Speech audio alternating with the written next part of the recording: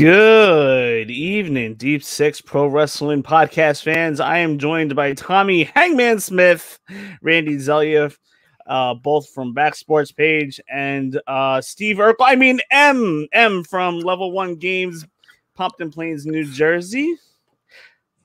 Urkel, really? Steve Urkel.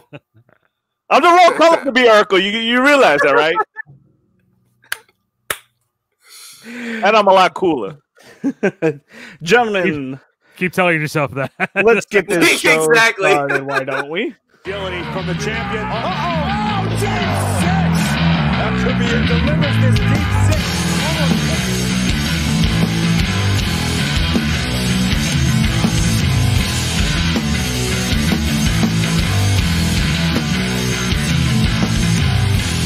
Good evening, Deep Six Pro Wrestling Podcast fans. This is episode 37 of Week 20. We are in Week 20, guys. God damn. Really? We are wrapping up Week 20. Oh, have you grown? Our second episode of this week. 5 more weeks and no. Let me get that right. About 6 more weeks and it will be half a year, guys. All right. We're doing pretty good. All right. We're growing. Yeah, not too bad. Yes. Speaking of which, we want to thank our listeners. We have a couple listeners from Australia. That have listened recently. I don't know who you guys are, but we thank you guys. Ireland, London. You guys are awesome. Every time I see you guys, the people coming in from Australia, London, Ireland to a WrestleMania weekend, you guys bring so much life to a WrestleMania weekends. I love you guys, and it's just so good to see that we have listeners from those countries. So that's awesome. So shout out to you guys. We have a pretty decent week of wrestling. The fall season is now underway. We got to take it 1 week at a time. WWE been pretty decent for a fall season, actually very good. And that may not say much. AEW doing great so far. Off to a much better start than last year at this time. But we're going to get into some stuff that we saw yesterday on Dynamite. I was personally going to take the week off and possibly leave it to you guys. But then I saw some spoilers and some results. I'm like, man, I cannot miss out on this week. So some pretty cool things. There's a lot of takeaways. For sure. I mean, what we talked about last week, Tony Khan talked in his conference call before All Out that there was going to be a little bit of surprise coming into Dynamite, and there definitely was a big one for a lot of us wrestling fans. So it was a really good week of wrestling overall, and a very good episode of Dynamite. And if you want to get some more information, you can always go to Tommy Hangman's Twitch account. He'll put it all up. Wayne doesn't worry about third-party situations on this show, baby. We got you all hooked up on all of our social media. Listen, that's fully sponsored by Deep Six Wrestling. That's to be determined. He really likes Vince a lot, so he might start adopting those policies. If you ever see me not just out of the picture for my Twitch account, just assume I'm going to get another drink. So, Tommy, since you brought it up, let's just go with it. We're gonna start right there. I'm not gonna start at the top of the card. I'm gonna start right there. We're gonna start hot. Okay, for sure. Kip Sabian on AEW All Out talks about how he's going to be introducing his best man. Here we are thinking that it's the best man for his wedding. That's how it was promoted, and whether that remains to be the case, who knows? But Kip Sabian comes out with Penelope Ford. Penelope Ford, if you're listening, you need to tone it down on the lipstick a little bit. I love the lipstick. I'm not a fan of the red lipstick. You know what? Not her. Don't listen to Wayne. You look great. Anyway, I'm trying to score a date with you. Call Something out him together. Kip Sabian and Penelope Ford are out together in the ring. They tease a couple of people. You see this one guy named Puff come out. Then we see Brian Pillman Jr. come out, being confused, thinking that he's the best man. Kip Sabian sends him off. And then by the third time he's about to introduce somebody, we get the music hits. And then we hear... so it's cool how they did this because they showed the angle from behind the person that they were trying to reveal, which I thought was pretty cool. It may have thrown people off for a second, and then maybe some people probably knew who it was right away. I thought it was Tommy. But then you hear the name Miro being in the entrance music. So we then knew it was Miro Day right away. And he was in the ring with Kip Sabian and Penelope Ford. Why don't one of you guys take it from here as far as what Miro had to say? He said some pretty interesting stuff, taking shots at WWE. Dude, I loved it, man. I popped hard. The moment they showed the back angle and I heard Miro, I was like, what? I jumped on my seat. I was screaming. I thought it was going to be a crap segment, to be honest with you. Right? This is crap. I'm like, this is crap right here. Because I'm like, give it time. And then it was like, and what did I say to Em? I said, I freely eat my words afterwards. Yep. It was he was eating crow. I loved it. Well, but here's shut up. First off, second of all, Randy's first time. Yeah. Well, here's the thing though, because this is something that we talked about months and months ago when Rusev was being mishandled. I said he was the type of guy who they would need to help build younger talent because he has experience on television. He understands TV pro wrestling. And he's a good worker who just doesn't get opportunity. Right before we went on the air and before you joined us, we talked about the 2018 Royal Rumble on how the whole show from beginning to end, the crowd was chanting Rusev Day, and WWE squashed it because it wasn't their creation. This guy has experience. He can help this roster immediately.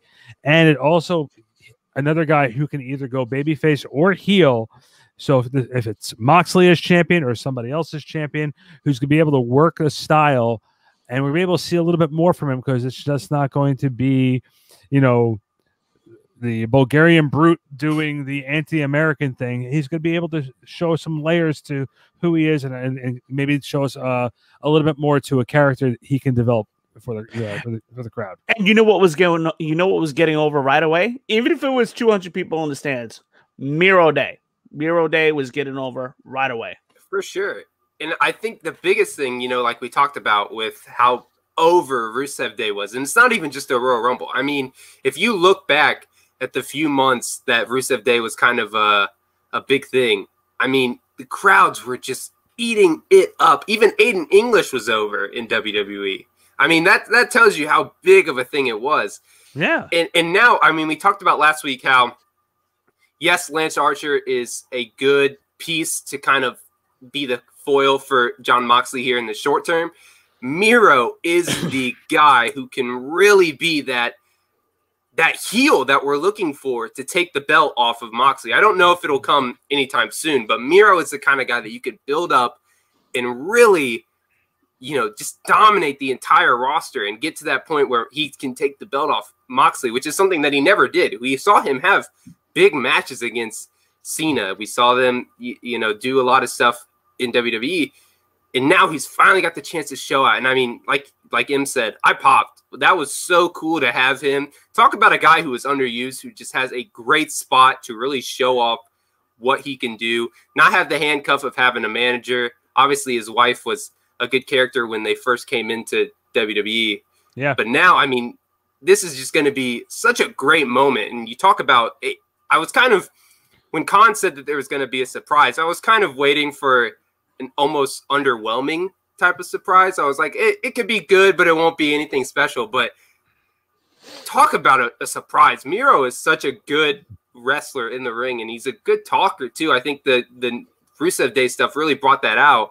And now you have the chance to really work with a roster that, like Randy said, can really fit his style and can bring out a whole lot more that we haven't seen from him in the WWE style. So, I mean, great pickup for AEW, and what a great way to, really come off of All Out.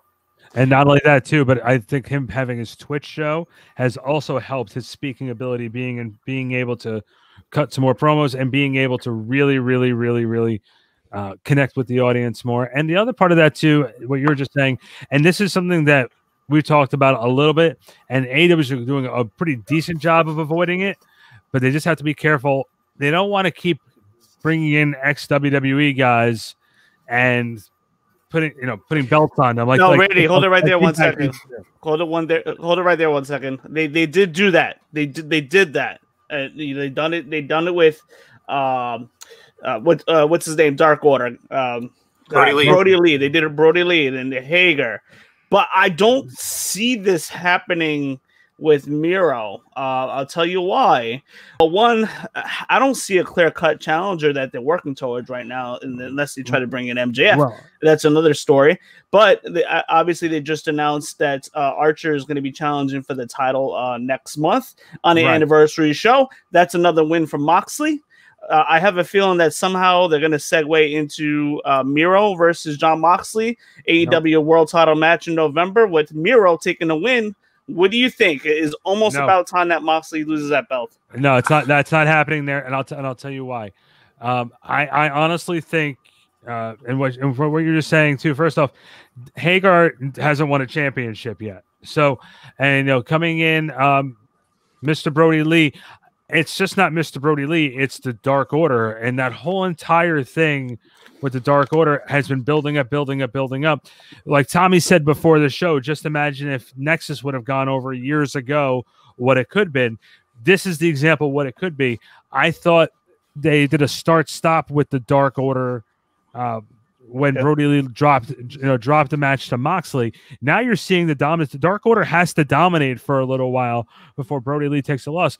I think what they're doing now by having Brody Lee come out there and beat Cody Rhodes is they're building it up for when Cody to come back, for it to be big. Because Cody Rhodes, who's arguably one of the top stars of AEW, he is a cult hero who needs to come from behind. And that was probably some of the problems they were having during their TNT championship matches, is he was coming out as the favorite majority of the time, and it was hard to get behind him. Now that he's coming back from underneath and becoming that odds are against him type of thing, Cody is going to be over more than ever and be rooting for him against Mr. Brody Lee and the Dark Order. So I think I have no problem with Mr. Brody Lee coming in from WWE, because it's a built-in storyline for him as the voice as the Dark Order. Em and I had talked about this a lot. Whoever was going to take over the Dark Order spot, whether it was going to be Matt Hardy or Luke Harper, also known as Brody Lee, being able to say he was the leader of the Dark Order from the whole time while he was still over with WWE, it was coming in with a built-in storyline, and it was set to be successful no matter what. So I had no problem with that whatsoever. We will see how things progress over the next couple months. We will see how things progress over the next couple months for sure. But moving on, Miro looked pretty good. And you know what? Between us, I think we'll probably see Lana in the picture eventually soon, within maybe next 6 to 12 months. Lana's probably going to want to join her husband over there. Yeah, I think we see the same thing with obviously, the no compete clause is a thing with WWE, but with Renee Young, the same thing with Moxley. I think that's something that we could see down the line. But I've always enjoyed Lana. I thought she was a good piece, especially when she came in. She was more over than Rusev when they first came into WWE, when they were first on the main roster. I mean, she was a big part of building that character up. So I'd like to see more of her, but going off of what you said, I don't know if right now is the time to give it to Miro, like Randy said. Yeah. I just don't think we're in September, moving to November. That's such a quick turnaround for Miro to take the title off. I think it would be smart down the line to have him hold the title, just to kind of giant, middle finger to WWE at some point. But I just don't think that quick is the right move. But overall, I think Miro is such a good signing for AEW. I think that is one of the smartest moves they could have made, and such, like I said, such a surprise for them to bring him on. And I think, honestly, it gives a kind of a good rub to Kip Sabian. I think that's going to give him a lot more screen time, and we're going to see him more on TV and interacting more with Miro and stuff. And I think that'll be a good rub for him and maybe give him a little bit of a kind of a mid-card push that he hasn't really experienced since the start of AEW.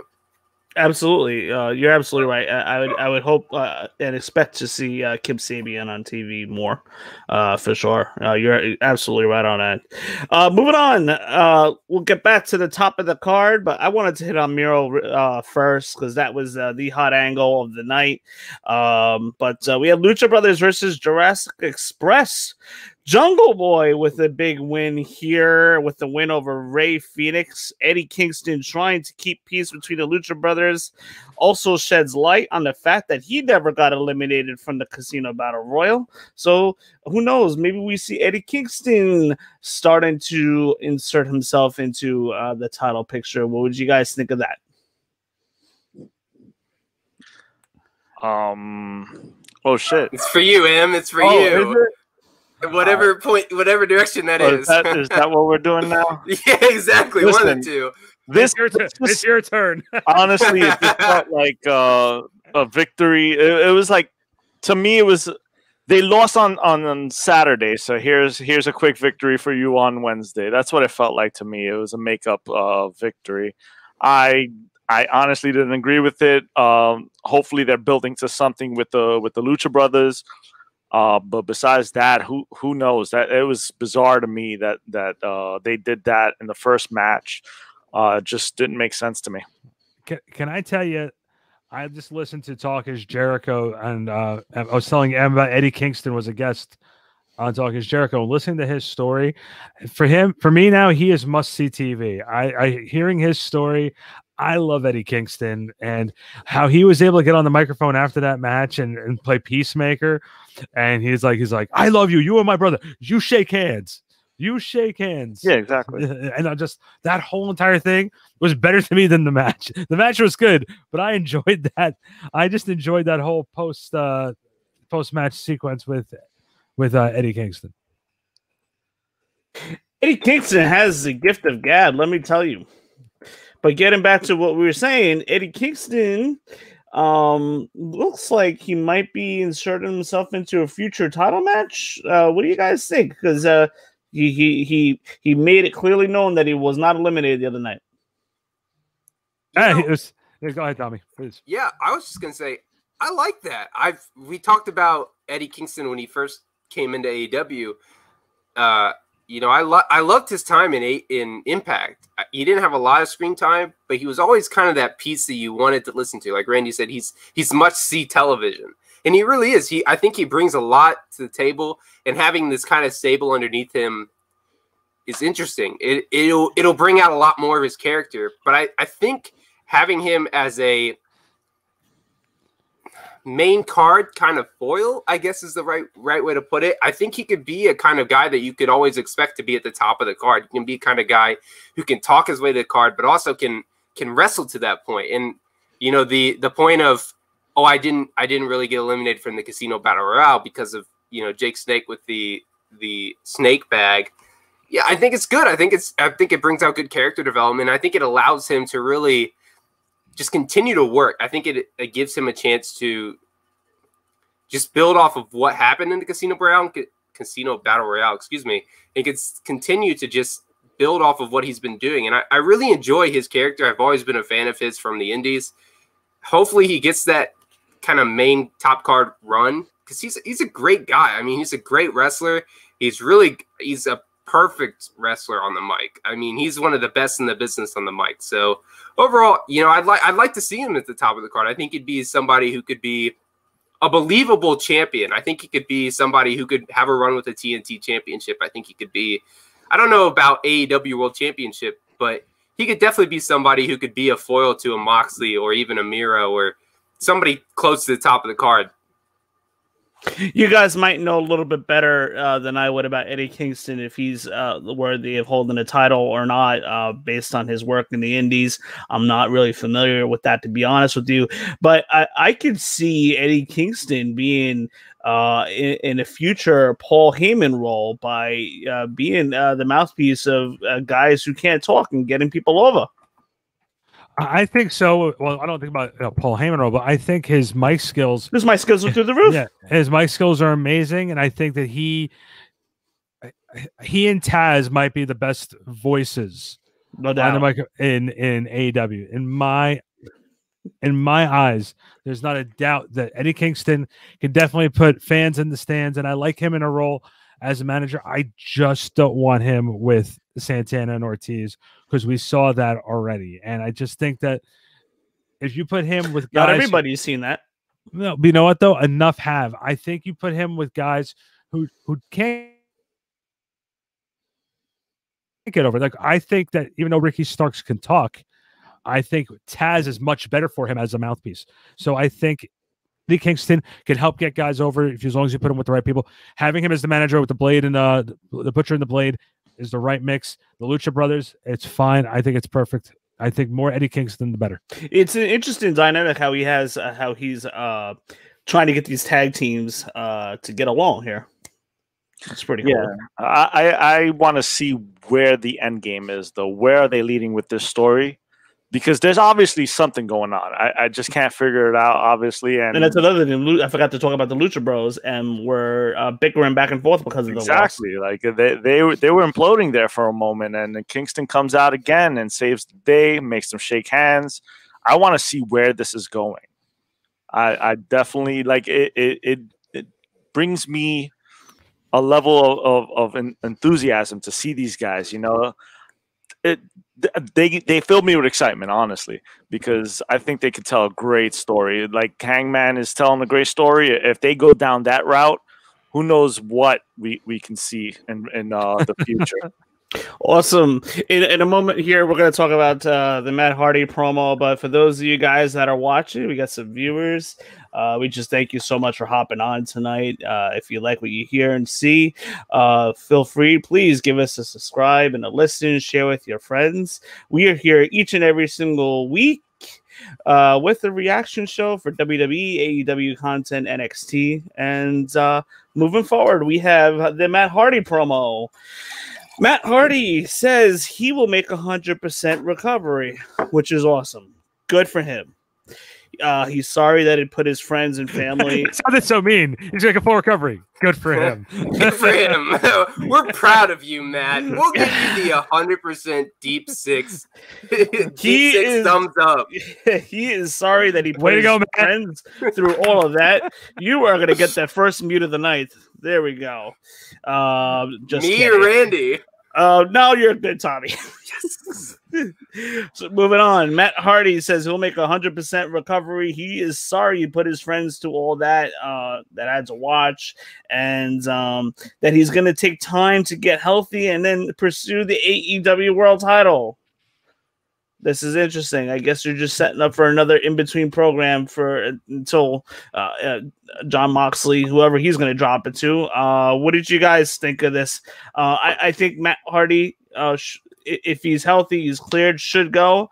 Just not partake in this bumping nonsense anymore. These AEW doing a little bit too much of the what we saw in All Out, jumping off the scaffold to the tables. A lot of risks being taken. They got to be careful, especially with somebody like Matt Hardy, who's been doing this for 20 years. He's in the 40s, should not be taking bumps like this. If you want to wrestle a normal wrestling match, great.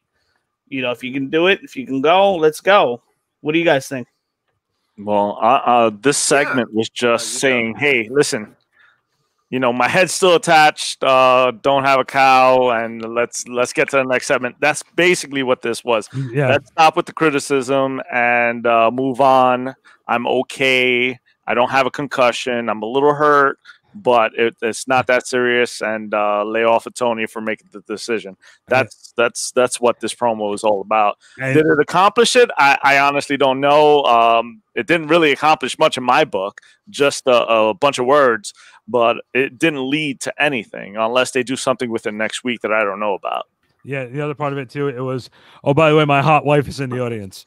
That's what I mean, she is hot as hell. Yeah. Ulrika, by the way. Oh, Next, he shows no emotion.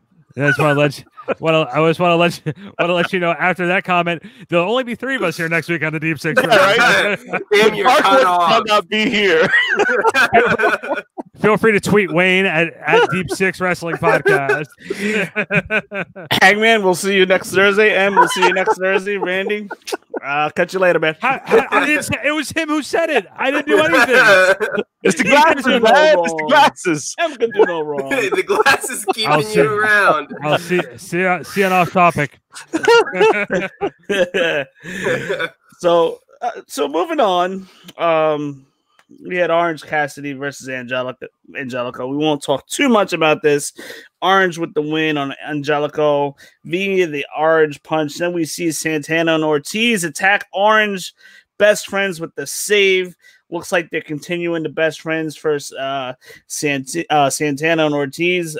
Best friends, in fact, challenge Santana and Ortiz to a parking lot brawl match for next week. Wednesday or Thursday, depending on the NBA Finals. Yeah, this was another one that didn't really go over well with me. It was just kind of a waste of time. As soon as we saw who was coming out to face Orange, it's like, okay, this is another squash. I don't want to see it. I'm actually getting tired of Orange, man. Like, no, don't say that. You're hurting me. I am getting tired of Orange. I am done. Like, his gimmick was really fun in the beginning, but it's getting annoying now, man. It's every week, you know, like it's starting to feel WWE-ish, you know. It's like, God forbid I say that, but it's the truth. It feels like they're shoving it down your throat. Listen, I saw the match with him and Jericho on Saturday. I wasn't fond of that. So why the hell do I want to see him again on Wednesday? And then to take on a guy who won on Dynamite only to lose the next day, which is a trend that I'm actually getting sick of as well. I like to see these guys win and keep a streak going before they lose again. It's like you can't give a guy a win on Dark when almost no one sees it. And then it's like, well, he won on Dark. Well, if a tree falls in the woods and no one's there to hear it, did it actually make a sound? That's how I feel. But it was what it was, and it's set up for next week. But I sure as hell wasn't happy about it. And you're right. Orange, I think Orange Cassidy is being overexposed a little bit. Yeah, he's losing a bit.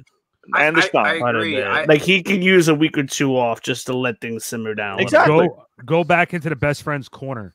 You just have him accompany them and just, you know, be a little. I hate to say go back to being a little bit of a comedy act because that's what he was. And you remember he was coming out when Dynamite had audiences. He was coming out in the turkey suit. He was doing little funny things. Yeah. I think we lost the little things. If he goes back for a couple weeks of going back to doing little things, it's going to happen. No, I'm right here. I'm right here. Go back and just do some of the little things. I think it'll be very, very good for him. I think it'll be very good for the product because with him, less is more. I don't want to see him wrestle 8 to 10 minute matches, 25 minutes. I want to see the hands in the pockets. I want to see the little kicks to the ankles. You want to see his comedy acts. Yeah, we haven't. But Orange Cassidy is really the only comedy act of AEW. That's why we like it so much. Exactly. So why make him a serious act where he's coming out and he's being the aggressor? No, man. I don't want to see that. Not on a regular basis. I totally understand. I agree with you in the sense that I think he is being a little bit overexposed. I think for him, having him, you know, on Dynamite every week just isn't the smartest move. I enjoy his character, and I think that he is a good person to have on TV every once in a while. And you know, he's definitely a guy that you want to have on your pay-per-view because he draws. I mean, he's a good person. He gets a pop every time he comes out, and his character just fits for that. But I agree with you. I think that having him on TV and having him face guys like Angelico, who just won on Dark, and then he beats him, in a match that, doesn't really mean much. You just really set up this parking lot brawl, which is good. I like that AEW is going towards these different gimmick matches. Obviously, the Mimosa Mayhem match was divided fans, to say the least. Some fans enjoyed it, some fans didn't. But I appreciate, we have the Blood and Guts match, which we still don't know what is. The Broken Rules match didn't live up to what it was because of the injury, but it was still an interesting concept. So I'm glad that they're going for these gimmick matches, and hopefully it can lead to something different. Maybe, we'll see something in this parking lot brawl that we don't normally see. But overall, I'm a big fan of Orange Cassidy. I always have been. I enjoy the, kind of sloth style that he has. But I agree with you. I think the overexposure of him is going to draw out something that he's just going to get tiresome with fans. And that's something that you don't want to do, because he is a good actor. He's a good person to have on TV every once in a while. Absolutely. Think about a couple months back when we had Orange Cassidy. He was on TV maybe every other week. And when that was happening, we were at a point where we wanted more. The AEW lefty wanting more. And so we see AEW featuring Orange Cassidy every single week in this program, that kind of taken away from wanting him on TV every week, if you guys know what I mean there. So to me, I feel like he's being overexposed a little bit. Yeah, and the whole gimmick is ruined, in my opinion, because like you said a minute ago, man, he did the kicks. It used to be funny. With all the kicks, I haven't seen the kicks in like weeks. It's a total different character. Yeah, exactly. Hey, listen. Let's see where they go from here. To me, Chris Jericho Cassidy didn't do much for either Jericho or Cassidy, to be honest. But moving on, the Hangman interview. So I'm gonna lump these two interviews together, because the Hangman interview was earlier on in the show, probably before the first hour was over. The Kenny Omega interview was more towards the end of the show, probably the second or third to last segment. So we'll talk about it in one little quick conversation here. So we see Hangman interview. He's taking responsibility. The Young Bucks losing. He recognizes that it was his fault, and the losing the tag team titles, that it didn't have to happen. That him and Omega didn't have to lose the titles. And then we see that he seems confident that him and Kenny will get through this and reclaim their titles eventually. And then you have, on the other hand, in the Kenny interview saying, you know what, I'm done. I want to go in a different direction, pursue my singles career going to the way I used to be.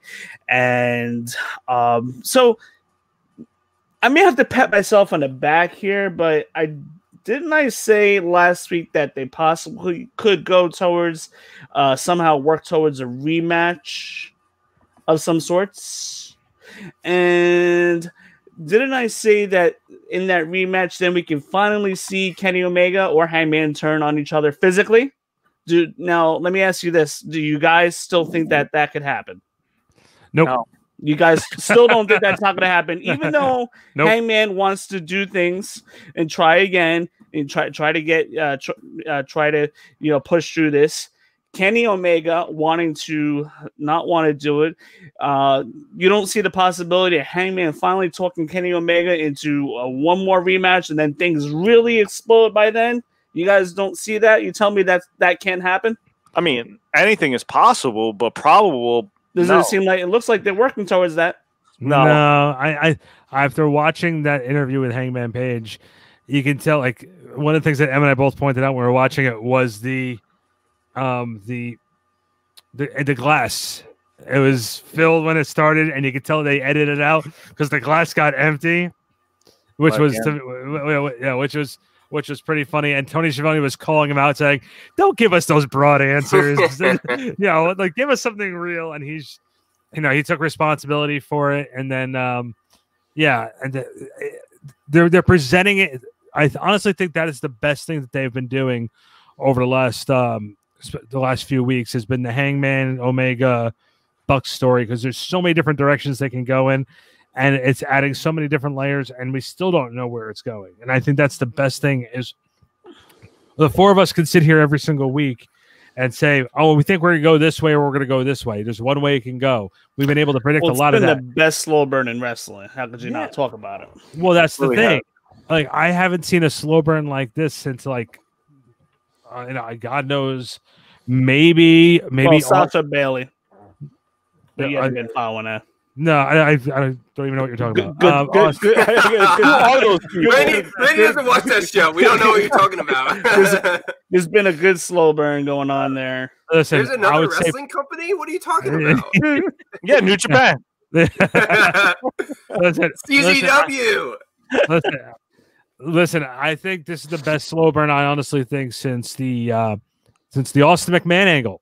Where it took Austin all that time just to get McMahon in the ring. It took him. Jesus, he went to the 90s, dude. That was like 20 years ago. He went back before I was born. He got to make it for both generations here. The best was Hogan Slaughter. When it was WWF, all right? No, WWWF. Jesus. Backlund San Martino. They talked in 74 about doing it, and we finally got there in 76. God, Randy, keep it in this timeline, bro. It's come on, man. I was born in 98. You gotta keep it in my wrestling timeline. God, you're a baby. This is past your bedtime, man. I am old now. For sure to that. He was like, I was born in 98. It's like, God, that was born in 98. I graduated high school, you young. 17 in 98. Listen, for you Deep Six Pro Wrestling Podcast fans, listen. You've heard it from me first. If it goes this route, you've heard it from me first. I'm going to call it that we will somehow, some way, get a rematch, Kenny Omega and Hangman versus FTR, and then things will really explode from there. And then that will lead to a one-on-one match, Kenny Omega and Hangman. Because you still have to figure out a way to get there to that one-on-one match. But can I tell you one thing that I noticed? You got to get there, and they're not there yet. So there's one more thing that has to happen first. And I think it's a failed tag team rematch. I gotta tell you though, Hangman, the way things are looking, Hangman is almost coming off as a sympathetic babyface in that interview. For now, because Omega seemed like he was really like, I don't want anything to do with that guy, and the Bucks are pissed off too. Hangman's just like, dude, man, let's get the band back together one more time, man. It's like the Blues Brothers. Yeah, it's like sex, drugs, and rock and roll, baby. The Blues Brothers. Well, that's one of my favorite movies of all time. I got both of them on Blu-ray over there. That's my part-time off-topic co-host right there, ladies and gentlemen. I like to throw back my references sometimes. Now, while we're on, you got Santino, by the way. Exactly. While we're on the topic, Young Bucks were fined $5,000 each. Was it Marv Alvarez? Did I get his name right? Marv Alvarez? Not Marv Albert. Definitely not Marv Albert. Marv Alvarez or whatever. It's in my notes, but I'm jumping around tonight a little bit. But anyway, if I get the name right, I will remember and be sure to talk about it. But yeah, we see the Young Bucks super kick him as soon as he engages in opening the door, trying to get an interview with the Young Bucks. They both super kick him. And it was announced that they each got fined $5,000. So it looks like to me that Young Bucks are trending along the line of being a heel. I think they're going in that direction. Yeah, I think we saw that in the one match of Kenny or Hangman is going to join Young Bucks for sure. For sure. Right now, seemingly it's going to be Omega, but. Yeah, I think we saw that at All Out. They kind of went after Marco Stunt. And I just feel like in that match against Jurassic Express, they had a bit of more of an edge. We saw them just kind of go after them a little bit harder than normal. And I like that. I think the Young Bucks we've talked a lot about on this show how AEW has a wealth of tag team talent. And the Young Bucks are one of the best teams in the entire world. And to see them get a heel run, I think it's good. I think it brings out a lot of their character, and I think it allows them to maybe have more time on the mic that we don't normally see. And so, giving them that chance, that opportunity to be the heels, I think that it could bring something. The FTR Young Bucks match is inevitable. It's going to be one of the matches. Maybe we see it at Full Gear. Maybe we see it a little bit down the line. But it's going to be, it could be a match of the year candidate. It's going to be a great match. I like the fact that they're going heel. I think it's going to be something that we could see. It'll take a while for them to build up to it. We kind of see the little bit of the hints at kicking out Marco Stunts. Yeah, how could you do that to a guy? Exactly. On crutches? Yeah, exactly. The crutches. That's what I was going to say. I think heel move. I don't care what anybody says. Definitely a heel move. Yeah, for sure. I think it could be something good. We've seen them kind of be the babyface since AEW has started, and that's understandable with them, being kind of the head of the company, one of the heads of the company at least. I like it. I think, they could be a really good heel, and they could be a good foil to FTR. I don't know if we'll get a heel versus heel match in that aspect, but it could be a good turn. I'd like to see if one of the members of the Elite, like you said, whether it's Hangman or whether it's Kenny, join them. I think that could be a really good, 3-man stable there. I've said before, I think a heel Young Bucks would be an interesting Young Bucks to see on the show. It'd be interesting to see. But if you want to keep setting them up for FTR, then it's going to be... FTR been kind of playing that tweener role. Like, they turn it on and turn it off. They act like the good guy, then they act like the bad guy. They turn it on and turn it off in their interviews. What do you think? No, I don't see that. I see it more like... I don't know. The Bucks just didn't have it. That was a silly thing to come out and super kick, and I just didn't feel it. And the FTR is heel, man. Like I said the other day, they beat up old people. I don't know. You kick Arn Anderson, that's a problem. Yeah, it's like if I go out and beat old people up, I'm a bad guy. You doing it with the glasses or without? Yeah, exactly, with the glasses, so I don't get in trouble. Come on. Listen, I gotta say this because we're talking about age and Tommy being young, and M's coming out here saying they beat up old guys. I remember the Rock and Roll Express when they were in their prime, so that's like damn. I don't know what you're talking about. Who are they? Yeah, who are those guys? The Rock and Roll Express. You mean Legion of Doom 2000? They keep showing up everywhere with a merch cable. I remember when Ricky Morton had his original teeth. I don't know what you're telling me. Duke can still go, which is crazy. Yeah, I know, seriously, right? So looks like Young Bucks could very well go heel, or they're just playing up the fact that they are very pissed off that they were screwed by their former member Hangman, and that maybe this will eventually phase out week by week, and so they can get to Young Bucks versus FTR.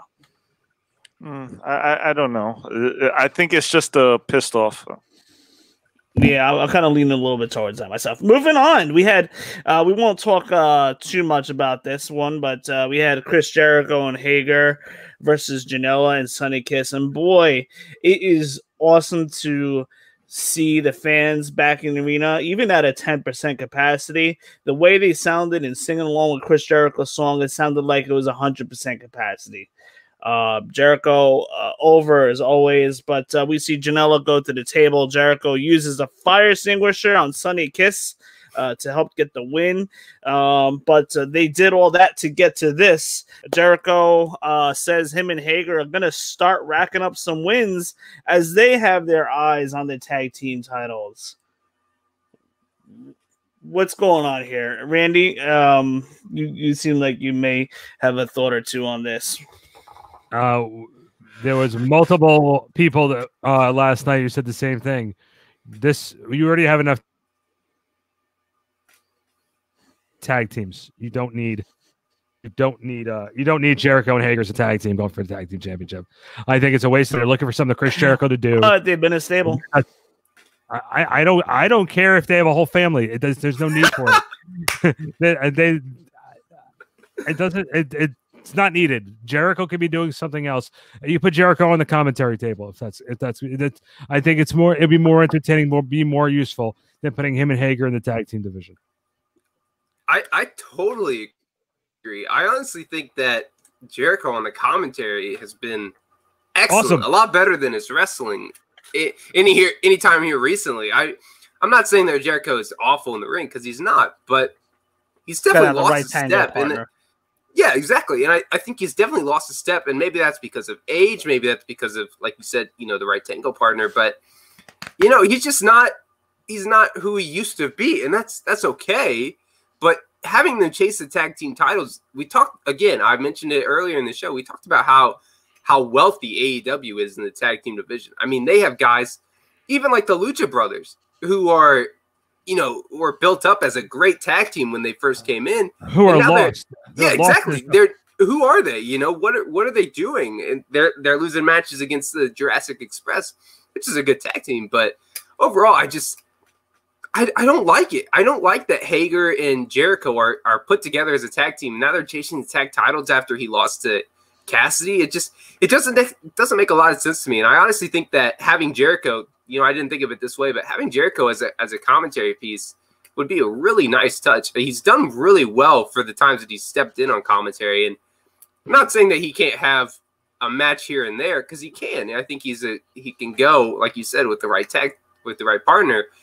But it just doesn't make sense to me to have another tag team, especially with the names like Hager and Jericho. I mean, they have to be featured in a part where they're big on the card, and I just don't see where they'd fit in the tag team rankings. And your thoughts on Hager and Jericho? Terrible. We just got 2 single stars broken up, and they're single stars again. And now we have 2 more single stars becoming a tag team, replacing them. I don't see the logic in that. Get them into the TNT picture, TNT title picture or something. I don't know, but to sit there and put Jericho and Hager into a tag team just doesn't make sense to me. It seems like they have nothing else for them to do. You have a tag team in Inner Circle, do you not? Why are they not hunting for the tag team titles? Absolutely. Why do we need Jericho and Hager to be a tag team? I don't get it. And it was, again, it made no sense whatsoever. Can I say, though, we've always said there's certain guys who can be out there and not have to wrestle to make an impact. I honestly like to make Jericho a special attraction for when he does go in the ring. Have him be out there cutting promos and doing different things to keep the audience entertained, and then make it more special when he does get in the ring to wrestle. Yeah, like wrestle once a month, or or on the pay-per-views only, or wrestle once or twice in between each pay-per-view.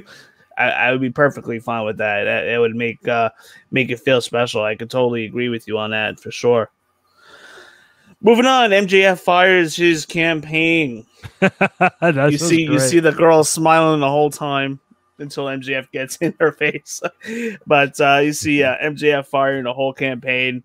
So it looks like, excuse me, it looks like the campaign trail, as I have predicted, may not continue until November, although it would make sense if he continued campaigning and then get the title shot and win it. I thought that's where they probably could go, and that was the best way to go. But it looks like they're steering in maybe a slightly different direction, planting the seeds of Wardlow and MJF getting in each other's face. Em, what did you think of this? I thought that was really cool. They're setting it up. Obviously, it's been going on for a while now, but slowly but surely, man, that's going to come to a head, and I'm really excited to see it. The storytelling is there for sure, but we just got to wait a little longer. I like how MJF tells him, listen, Tony doesn't pay you. I pay you. So do we have an issue now?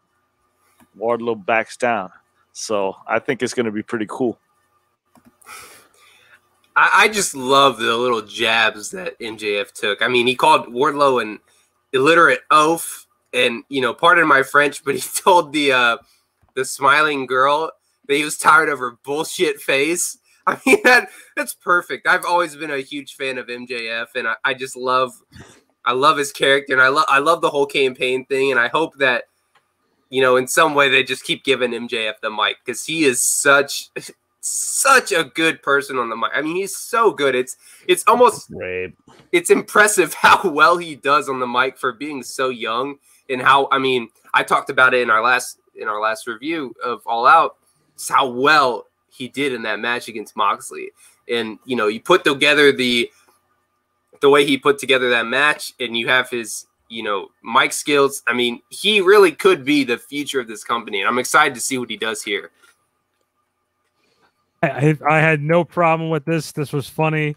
We were going to just laugh and see where it goes. MJF is a great heel.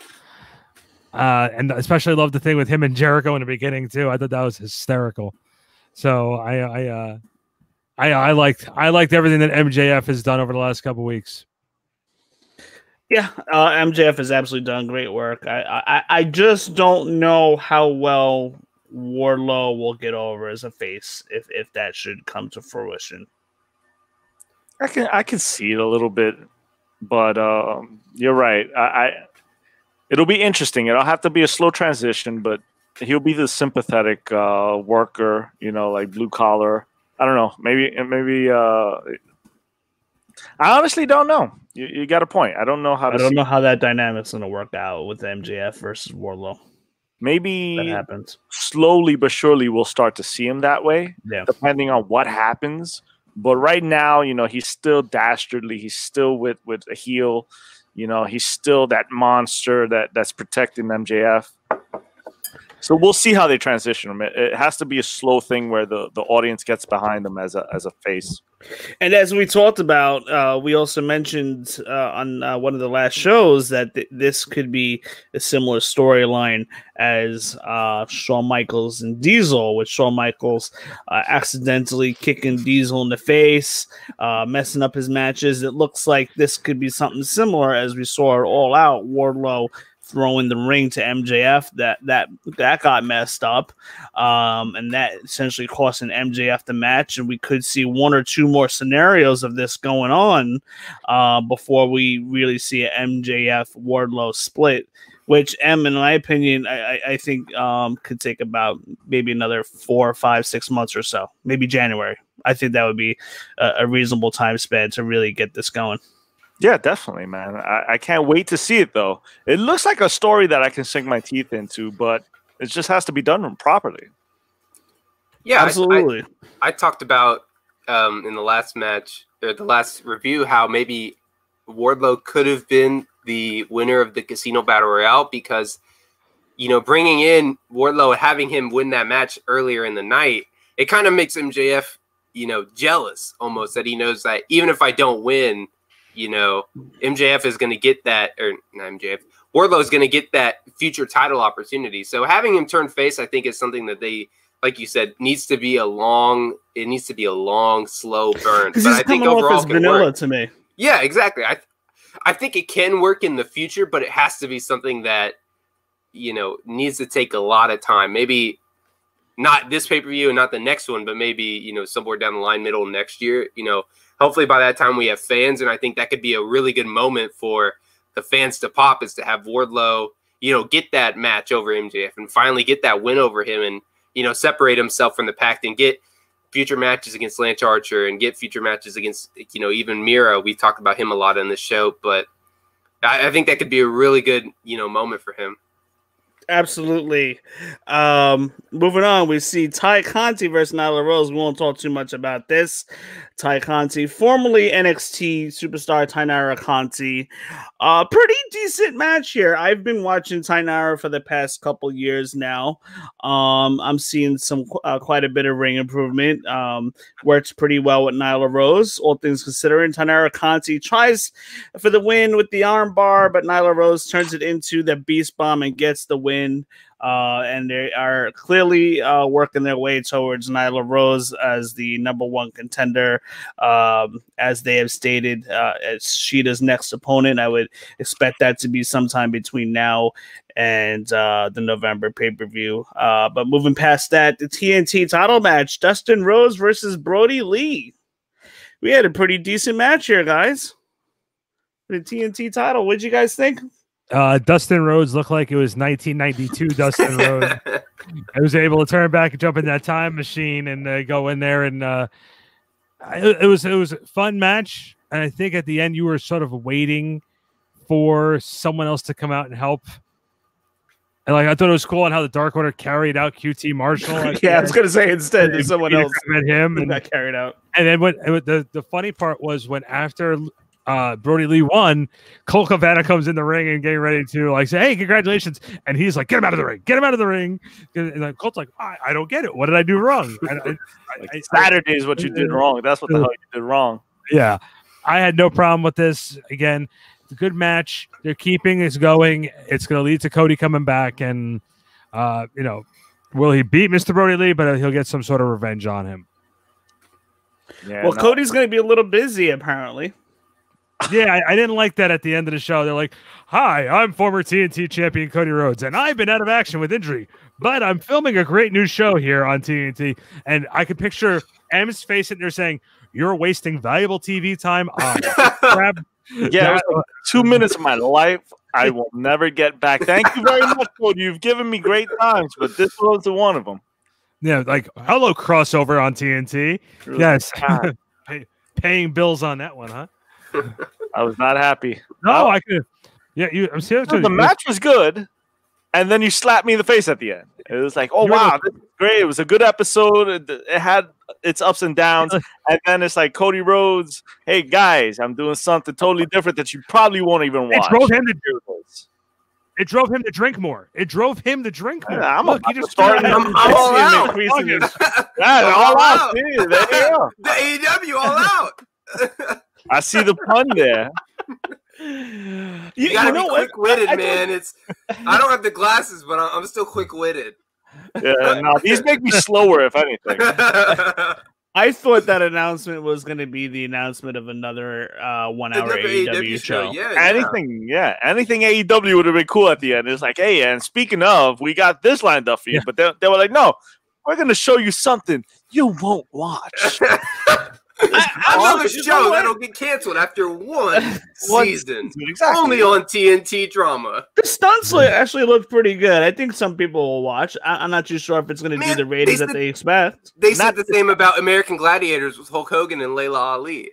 Yeah, but American Gladiators had, I used to watch that as a kid. Before, exactly. Yes, exactly. And then don't bring it back. They need to bring back MXC, on Spike TV or something. That's something that we need to bring back. You need to bring back what was it? G4. G4. Yes. That I could do. They are bringing that back. They actually are bringing that back from what I've heard. All right. I hope it's good. Cross the fingers. Cross the fingers. Yeah, man, but the match itself was good. I didn't expect Dustin to get as much offense as he did, but hey, he looked good in it. Yeah. The ending with Colt Cabana was pretty cool. I hope Brody rips him apart because I was pretty pissed off on Saturday, so I can only imagine how he feels. So. Yeah, Randy talked about 92 Dustin, and that's a little too old for me. I'm about 6 years later, but no, I think Dustin worked really well. It was the match at All Out, the 8-man tag. We talked about it. I didn't like the result. I thought Dark Order should have gone over with as much momentum as they had coming off of Brody Lee winning the TNT title. Yeah, I liked it. I didn't think that this was a bad match. I appreciated, seeing Dustin Rhodes. I think, the match that he had with Cody, I forget what pay-per-view it was. That was a really good match. It was a double or nothing. Yeah. It was a bloodbath, but it was a really, really good match. And I think, we saw a lot of that here. Dustin Rhodes can still go at again, we talked about it earlier with the right dance partner. And I think he had the right dance partner here with Brody Lee. I mean, this is two big guys just beating the hell out of each other. And hopefully, we get to see a little bit more of Brody Lee kind of dominating. I don't understand what they're doing, kind of having him, almost looking like he can lose, with the Dark Order kind of, they lost it All Out.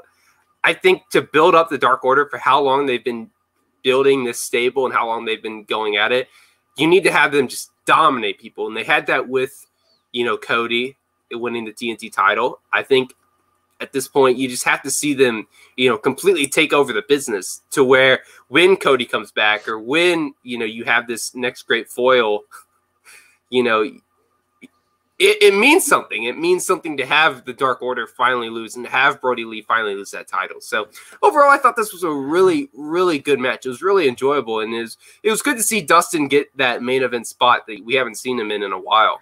Dustin has looked better in AEW than anything that he's done in 1998, 1999. Oh, yeah. That was just a gimmick. Yeah. He looked a lot better. I think his last great match was probably against Seth Rollins and Roman Reigns when they had Dusty involved and they had the you'll be fired if you lose. I forget. I think that might have been Payback or something like that. But that was his last great match that I can remember outside of the match with Cody. Yeah, the Cody match was great. Before that, I honestly can't say that I remember. Randy's going to go back to 92 any minute. No, I'm just saying in general, because Goldust has been a comedy act for God knows how long. A comedy act. And a bad one. Yeah. And a bad one. So it is what it is. So it was a good match. Yeah, no, it was absolutely good. So moving on, there was an announcement made. We shed a little bit light on it earlier on. There's still a couple more things to talk about, but we're starting to bring the plane for landing here. So the anniversary edition of Dynamite. So that is coming October 14th.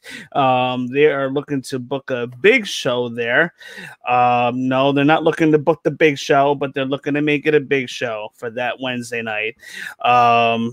As Moxley will be defending his title against Archer on Wednesday, October 14th. And I think we could all agree that Moxley will retain here, but that I'm expecting a good knockdown, drag out of a match there. What do you guys think? Yeah, I'm honestly not looking forward to it too much, but it'll be all right. I mean, I saw it already. New Japan. Yeah, I saw this in January. I don't think they can top that, honestly. If no one's familiar with it, go watch. I think Wrestle Kingdom 14 is free on YouTube. Go watch it, and this is what you'll see. So I'm not all that thrilled about it. Like I'm an idiot. I don't know. Well, they may wrestle a slightly different style it'll be, in the States. It'll be the American style. It was pretty cool seeing them over there. They went all out. So again, seeing it already, they could have picked somebody else to jack up my excitement. Right now, as much as they're trying to jack up this guy's image to face Moxley, it's like, who has he fought after Cody? Anything. No, you're right. Like, and that was like 3 months ago. Everybody was of no consequence. They were either jobbers or somebody on the decline anyway. So it's not. What did you do to really? The only thing, what did you do for me recently? Exactly, man. I'm gonna be materialistic on this one. It's like, what have you done recently? Well, he's 12-1. Yeah, against jobbers. That helps. Yeah, I mean, he's won on Dark. He's got the record. You got a little backing there, and then the fact that he won the Battle Royal. Listen, I'm going to be. We knew they were going to put this on the Dynamite, that this wasn't going to be a pay-per-view main event. Listen, Randy knows I'm going to be critical on this one. It's like, I hate doing it because I love AEW, but you can't do this, man. It's like you have to present them as an actual threat, and that means beating people that are threatening as well. Beating someone on Dark who means nothing. If you beat up on Pineapple Pete, what in the hell does that mean? It means nothing. It's just a number. The Wrestle Kingdom 14 match, that was alone. a Texas death match, right? It was a death match, yeah. Yeah. I mean, if they don't add a stipulation to it, what are you going to do that's different? I mean, like, my point is just going to be an American style. Moxley's going to come out with the MMA, and it's just going to be kind of boring, like a lot of his matches have been lately. And I hate it because I like Moxley. We talked about it at All Out. The All Out review is just like, Lance Archer. I mean, there was only a few people outside of we didn't know who the wild card was, but outside of Brian Cage and Lance Archer and maybe Darby Allin. I mean, there wasn't a lot of players that could really win that match that would be formidable foes to Moxley. And now it's like you said, you've already had this match and you had it under a stipulation of a Texas death match. Now, what are you going to do? Unless if you add something that's, we haven't seen before. Maybe in mayhem. Yeah, exactly. But I mean, under the AEW brand, like, unless if we, if they do like kind of like a Hell in a Cell kind of match or whatever they decide to do, what are you going to do differently? And, after he lost to Cody, he didn't do much. We didn't see him except on Dark. And then he just shows up randomly one week and he's throwing people through the ceiling. And Jake Roberts is just like, oh, he's a badass. It's, listen, at the end of the day, I don't think anybody can sit there and confidently say that Lance Archer has any chance of taking the title off of, of Jon Moxley. And that's a problem. You have to have somebody. If you're going to have a foil to your world champion, I don't think a lot of people would have picked MJF. I did because I like MJF, but I think he could have been somebody who, as a surprise victory, it would have been like, okay, that's a good win. Like he's somebody who I could see holding the belt. But Lance Archer is just not that kind of guy you could just say, all right, he's going to beat Moxley and he's going to just run with the company. That's just not something that you have in Lance Archer, at least not at this point. Yeah, especially after being on Dark for so long. Tommy, really quick, I'm going to put each of you on a hot seat really quick. Quick, short answer. First name that comes to your head.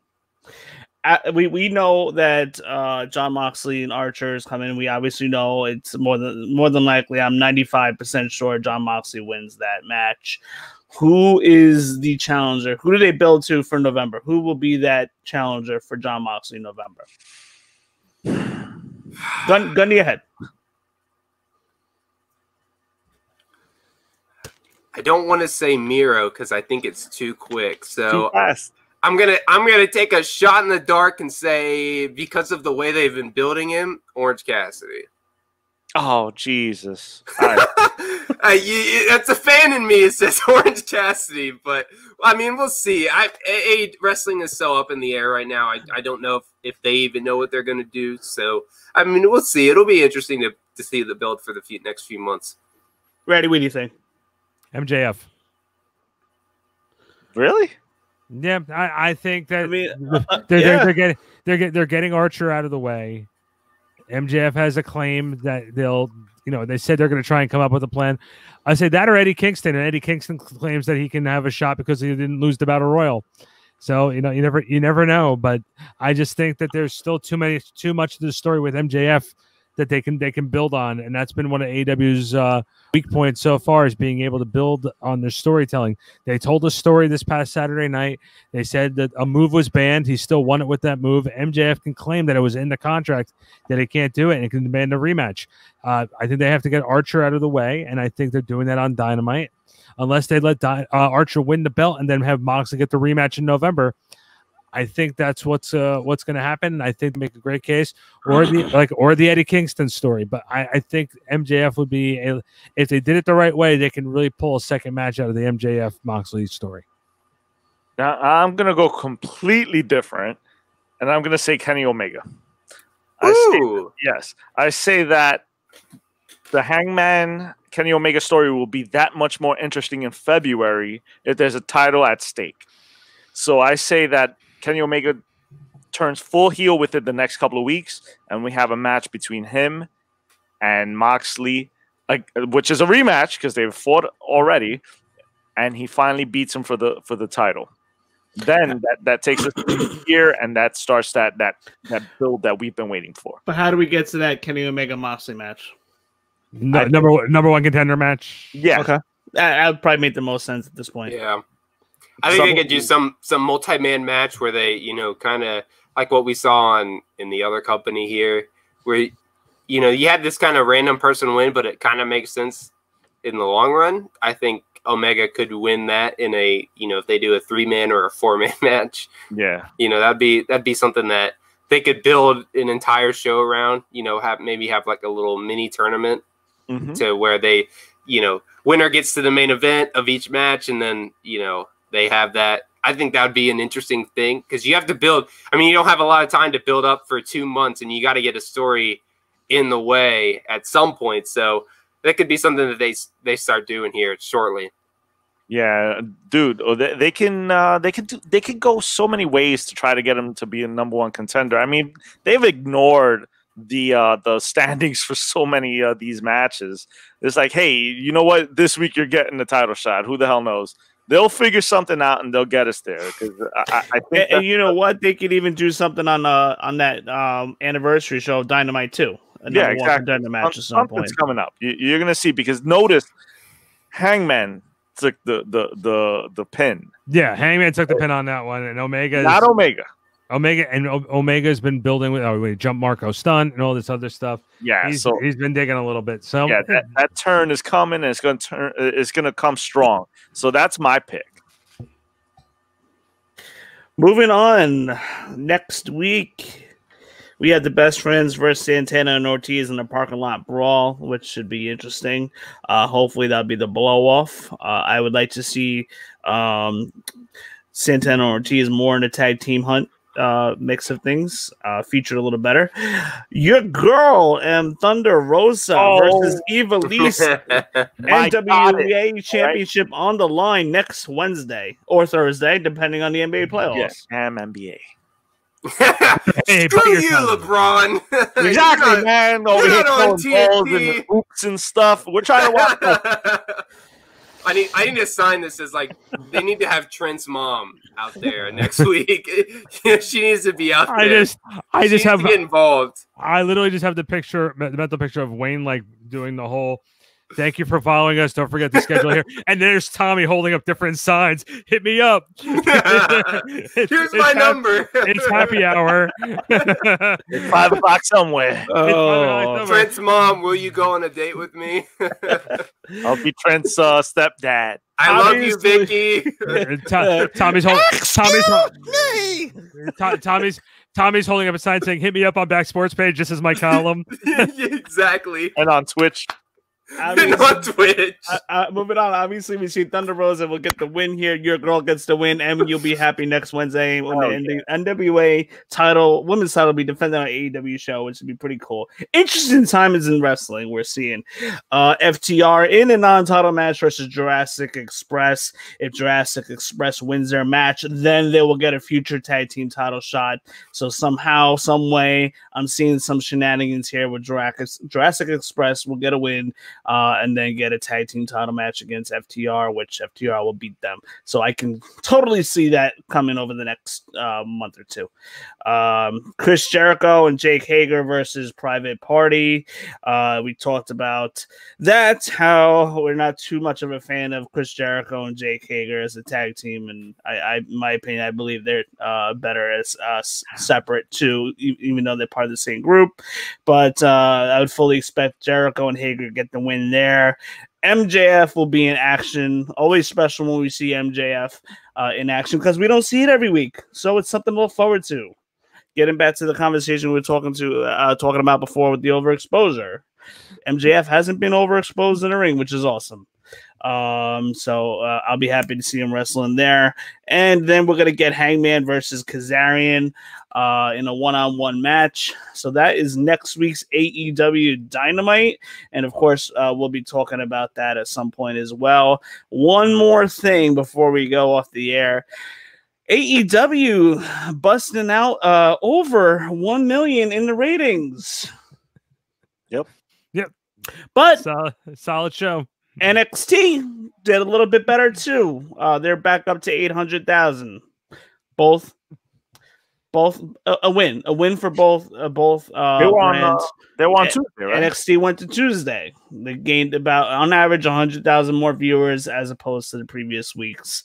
And you got AEW, who's been averaging between 800,000 and 900,000, the occasional 700,000, but mostly upwards closer to 900,000 over the I think it was 1.05 rating for last night. So, you know what? Listen, it's a win for both brands.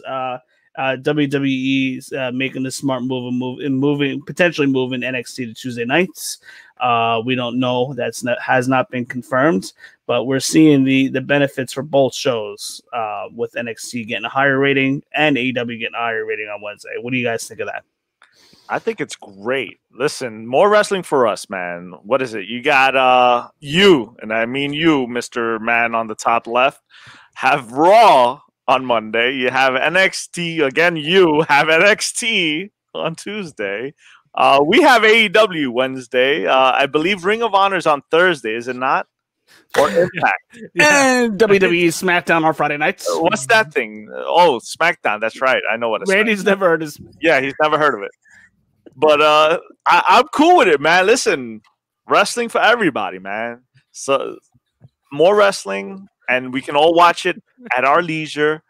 I still have New Japan on Fridays. I don't watch SmackDown. Listen, September 19th.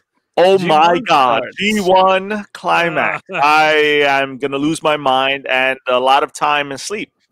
So I'm excited. The things are going to Japan. All right, they must have quarantined or are in quarantine right now. I am excited as hell. Jay White is there. Jeff Cobb. Who else was there? Another American. Will Ospreay is there. Oh my God!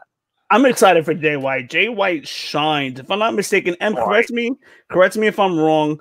I think Jay White took the first 3, 4, or maybe even 5 losses in the G1, and then he went on a roll.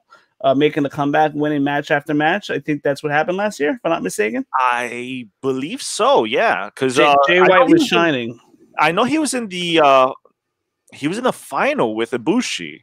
Yeah, so I think they booked him to lose his first 3 matches, and then he made a comeback all the way, and that was the storyline. And dude is great, man. I love watching Jay White in the ring, man. He's one of a kind. It's to the point where WWE wants to hire him. That's how good he is. So if you're on Triple H's radar, you're doing something right. I hope he doesn't go, but I love watching him in New Japan. I tell you, man, I can't wait to the G1. I'm excited.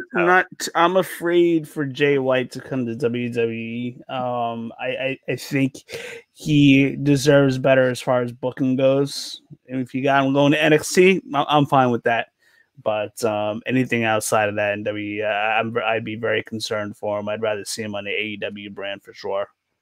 But I would like to see more of him on TV in the US for sure as well. Yeah, exactly, dude. You can watch him in the US. He's on New Japan Strong on Friday nights. New Japan World, baby. That's on the New Japan World app, right? Yeah. Are you trying to get like a free? Yo, they're gonna get like a free subscription from them or something. Trying to get a shameless plug or something. It's $9.99 as well, man.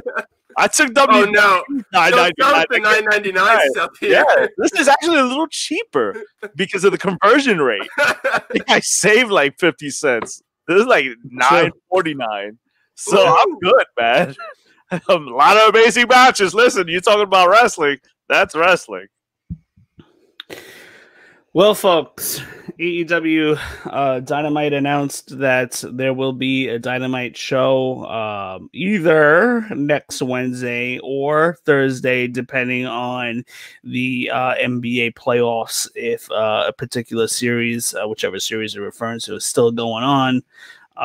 So either Wednesday or Thursday, and that obviously will influence on when we'll come back on next week to talk about AEW. But in the meantime, for those of you guys that have been watching, thank you so much for hopping on. Make sure you subscribe now on YouTube, Twitter, iTunes, Google Podcasts, Spotify, and more. Also visit www.spacsportspage.com for all your sports news, headed by Randy. Tommy Hangman Smith with your AEW articles. Make sure you check that out. M from Level 1 Games.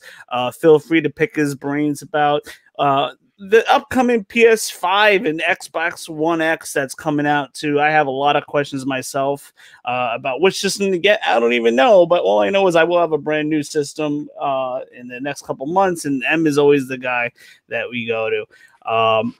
Anyhow, guys, thank you so much for hopping on.